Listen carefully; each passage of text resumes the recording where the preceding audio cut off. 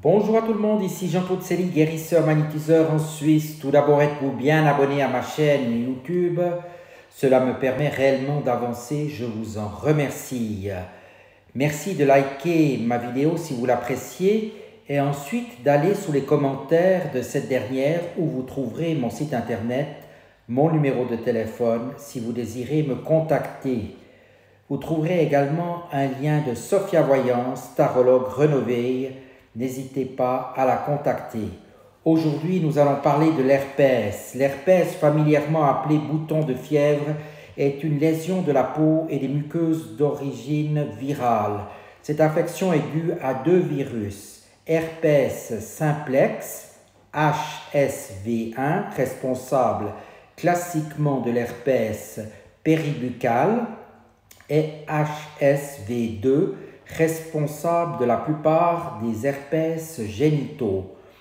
En France, par exemple, 10 millions de personnes sont atteintes d'herpès labial et 2 millions d'herpès génital, qui semble être l'infection sexuellement transmissible, IST, la plus fréquente dans les pays industrialisés.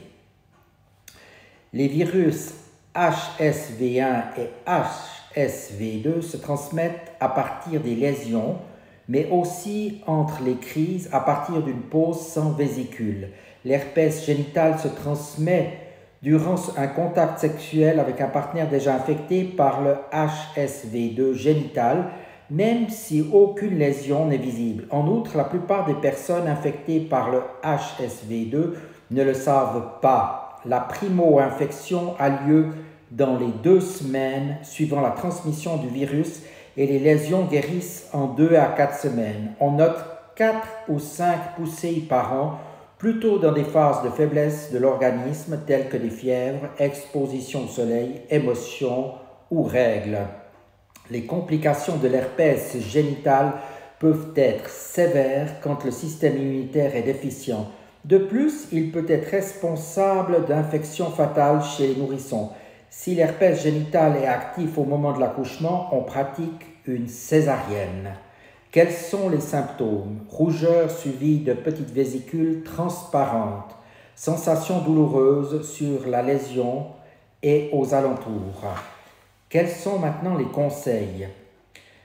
Pour prévenir, il est intéressant d'essayer de prévoir les éruptions et de traiter préventivement selon la forme de médecine choisie.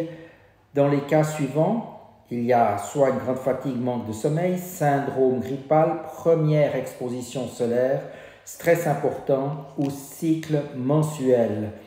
Il faut se protéger. Les risques augmentent avec les relations sexuelles multiples, non protégées et orogénitales. Voilà quelques explications concernant l'herpès.